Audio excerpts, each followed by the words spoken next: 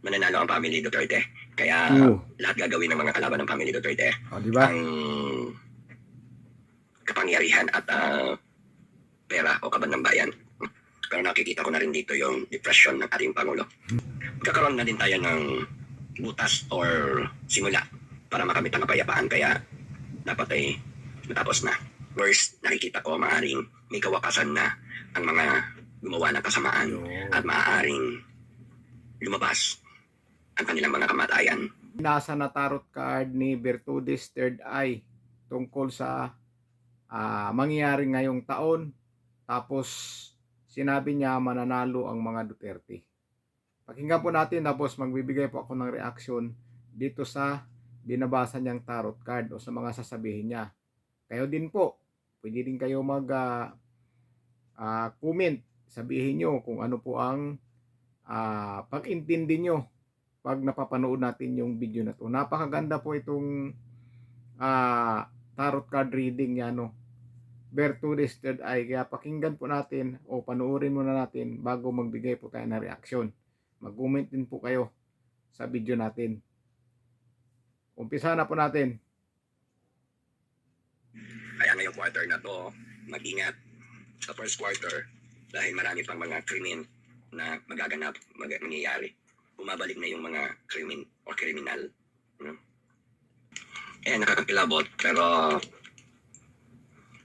mag-umpisa na, ito nakuha natin ito kanina na, mag-umpisa na naman ang mas malalaking galit sa labanan ng mga politiko. No? Mga politics system, ang dami nang magagalit. May mga revolution, revenge, at naglalabas na ng mga sama ng loob. No? At sobra na yung nararamdaman ng mga tao. No? Galit, talagang magulo, no? Pero nakikita ko na rin dito yung depression ng ating Pangulo. At magkakaroon na rin ng mga persahan na. Yan. Nabasa na ng mga ebidensya. Pero ang nakakapagtaka, puro may ebidensya, pero hindi pa rin nalalabas. Yun lang. No? Yun ang sinasabi nila. Yun May lang. ebidensya, pero walang lumalabas na ebidensya. Puro mga shout for joy since we pray. Yan. And so, magulo. Nasag sa ulo. Ang mga na-vision ko, nakikita ko ngayong first quarter of the year 2026. Itong first quarter, no? 3 months or 4 months na matindi. Ang iba't ibang gulo nangyayari. Okay? I think mananalo ang family Duterte. Kaya lahat gagawin ng mga kalaban ng family Duterte. Diba? Ang kapangyarihan at pera o kaban ng bayan, no? Pera ng bayan. Kaya ingat mga maharap sa mga pagsubok at matinding pagsubok at nawa malampasan nyo lahat yung mga kaguluhan yung ginagawa at nangyayari. Dalangin ko, but ako po ay nananalangin palagi at patuloy kong pinaninindigan at nilalakasan ang enerhiya ko para mangyari ang dapat mangyari. Dahil pag sinabi ko, mangyayari. Alright? But I am a silent and siguradong warrior prayer, no? Or prayer warrior. Okay? Yan. Magkakaroon na din tayo ng butas or simula para makamit ang kapayapaan. Kaya dapat ay matapos na. Mag-ingat. At hindi ko alam kung ibig sabihin ito dahil may mga mamamatay. No? May mga mamamatay dyan sa mga kaguluhan na yan. Ang dami pa rin issue na tungkol sa patay at mamamatay ulit. At patayin. At patay na patay. At patay. Puro patay or dead. No? Yan yung mga issue na lalabas nitong quarterly. Mapapolitika, simpleng tao or sa lahat sa buong bansa ang laganap ay kamatayan. Pero in reverse, after all, maaari rin na mapabuti ang ating mga panalangin kay God dahil God first, God knows, and God is in everything, and God is a power. Walang imposible kay God, kaya kung yung decision ni God, yun ang mangyayari. In reverse, nakikita ko maaaring may kawakasan na ang mga gumawa ng kasamaan at maaaring lumabas ang kanilang mga kamatayan, maaaring gagamitin o gumagamit o gagamit ng mga salita o issue o gawa-gawa sa mga aura ng kamatayan. Ayan. Yan yung mga issue. Kesa may namatay, keso mamamatay, keso mamamatay. Yan yung mga magiging issue talaga. No? Kaya ingat sa mga nag-aagawan din ng trono o kapangyarihan at nag-aagawan sa pagpapalakad ng batas. Kasi Ginawa man ay nagba na yan kanyang kabutihan. Idalangin Nagba natin na yan. yung mamamatay Panalangin natin na ang kabutihan ang manaig, hindi ang kasamaan. At mawawakasan na po ang kasamaan, mamamatay na ang mga masasama na sumobra sa kanilang kasamaan. Hala. Kasi ano man ang ginawa mo sa kapwa mo ay mangyayari din sa'yo. Kung ganun sila, ganun din ang mangyayari. Kaya pray natin ang nais natin pagkaloob ni God para sa kabutihan, kapayapaan, kaayusan at tahimikan at kasaganahan ng ating bansang Pilipinas, ng ating mamamayang Pilipino, ng bawat tao na pilit naghahangad ng justice system. No? Kaya meron akong nakikita na 3 babae or more nalalaban kay President BP Sara Duterte para hindi siya mapaupo. At 2 o 3 rin na lalaki. Yun ang Anim. nangyayari. Okay, Anim. naghihintay o paghihintay, just waiting and pending. Yan ang mga nagaganap din ngayon. Kasi puro pending, puro hintay, puro slow. Gaya nga ng mga lumalabas sa mga social media sa mga politiko na mga nangyayari ay magkakaroon ng mga pending o aberya.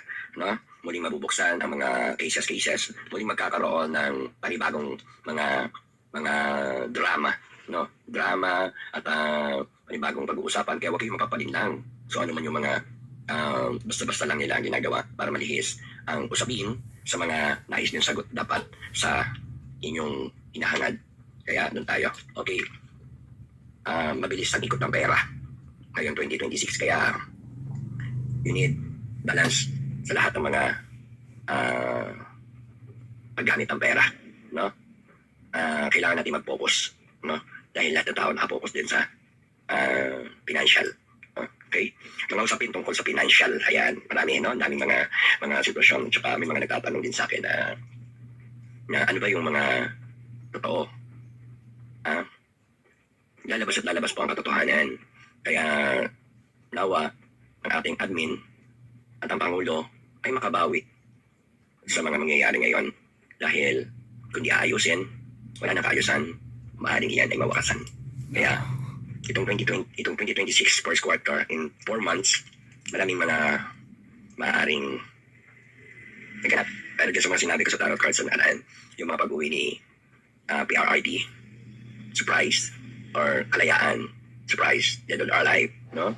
At ang mga ahas o wood snake ng 2026 ay magkanya-kanya na ng tago o eksena or hanap ng lungga at bubuelo kung paano ulit atake. Kaya good luck sa mga Year of the Horse at ang mga Fire Horse na magsanipers ang enerhiya sa pagpasok nito at sa pananatili ng 2026 ay magkakaroon ng mga kalinawan ang lahat ng mga mangyayari dahil karera ng mga mabilis ang pangyayari. Kaya may pending pero mabilis pa rin ang pangyayari. Kaya resulta. Kaya Yun.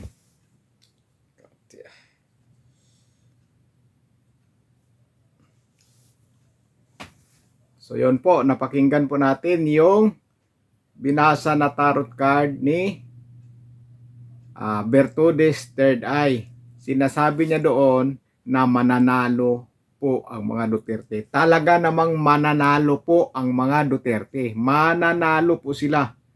Kaya kahit anong gawin po ng mga kalaban nila, sa bandang huli, mga Duterte pa rin ang magwawagi dahil yan sa pagmamahal ng taong bayan sa kanila.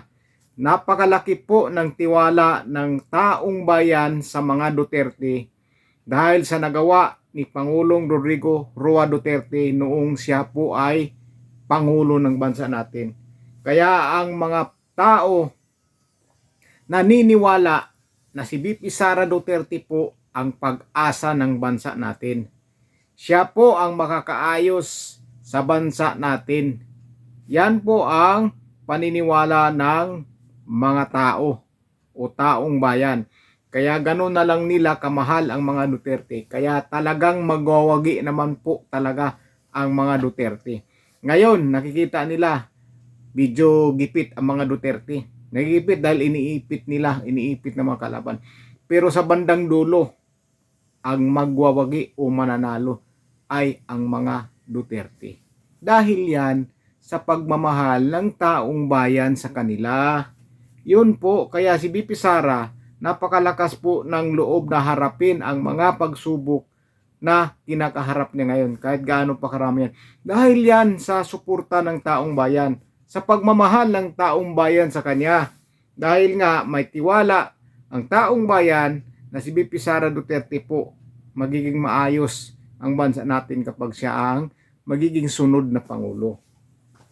Yung sinasabi ni Bertudis din na 3 babae at 3 lalaki na kakalaban kay BP Sara Duterte. Wala po yan, maingay lang po yan sila sa social media. Sa social media lang po yan maingay. Pero sa katotohanan, pinagtatawanan niya ng karamihan.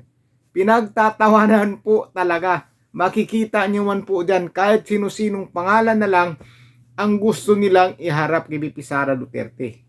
Nakalagay pa dyan, ito ang makakatalo kay BP Sara Duterte. Ito ang tatapat kay BP Sara Duterte pagdating sa 2028 presidential election.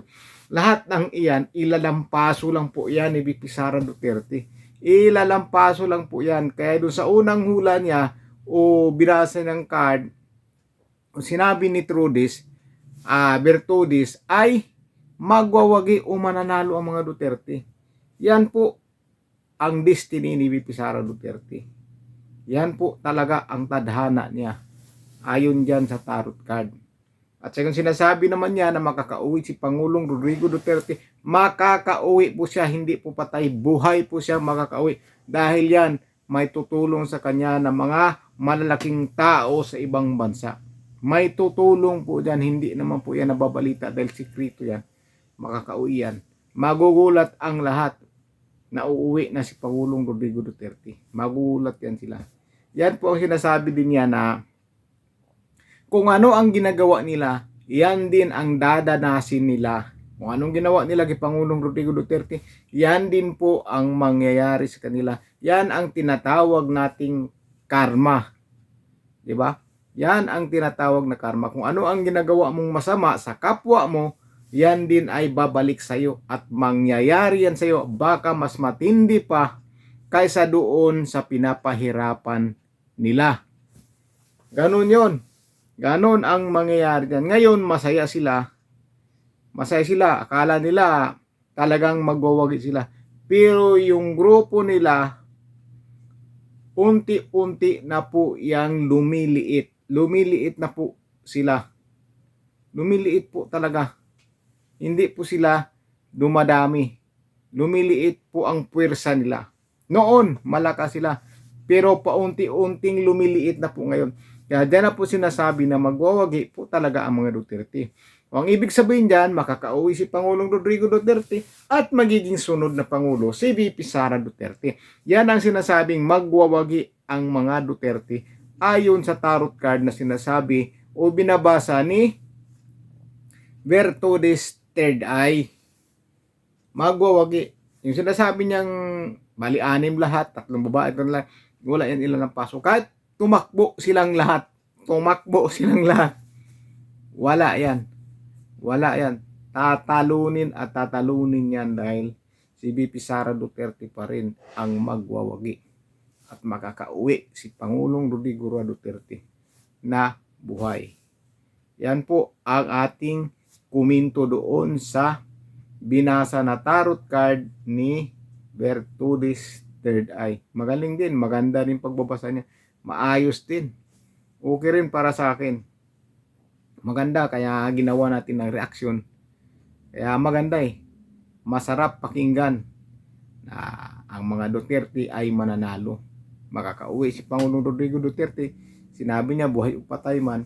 Pero para sa akin, buhay po na buhay si Pangulong Rodrigo Duterte na uwi. At totoong mananalo ang mga Duterte. At upo bilang susunod na Pangulo si VP Sara Duterte. Yan na pong sinasabing pagwawagi ng pamilya nila. Dahil yan sa suporta ng taong bayan na talagang nagmamahal sila. Solidong suporta. Hindi yan sa social media na mga kalaban niya na puro lang salita ng salita pero pinagtatawanan ng taong bayan. Kaya tinatago nila yung mga reaksyon dyan sa sarili nila mga post o mga post ng mga supporters nila. Tinatago dahil alam nila na pagtatawanan lang ng karamihan yung sasabihin nila. Doon pa lang, waging-wagi na po si VP Sara Duterte. Waging-wagi na po. Ngayon, yung mga kalaban niya, nagdadalawang isip na po yung mga yan. Nagdadalawang isip dahil nakikita nila na paliit na lang ang puwersa nila. Kaya marami dyan talaga nagdadalawang isip. Baka, pag naupo si VP Sara Duterte, ay pati sila ay mananagot sa gagawin ni VP Sara Duterte. Sa baga risbak, kung sa baga risbak, ginawa nyo to sa amin na wala kaming kasalanan, gagawin namin sa inyo na talagang may kasalanan kayo. Yan po ang mangyari. Marami pong tatakbo dyan. Maraming mag-alsabalutan dyan na layas, aalis kung saan saan. Marami namang iba dyan mag-isip-sip, babalingbing, lilipat kay VP Sara Duterte. Babaliktad kung sa baga ang suporta nila. At sinasabi ni Bertudez na maraming mamatay. Baka. Delikado yan. Mukhang delikado yan. Kayo po mga kababayan sa nakapanood dito, sa mga hindi pa nakapanood sa video ni Bertudez, ano po ang masasabi nyo dito sa binabasa niyang card o sa mga sinasabi niya?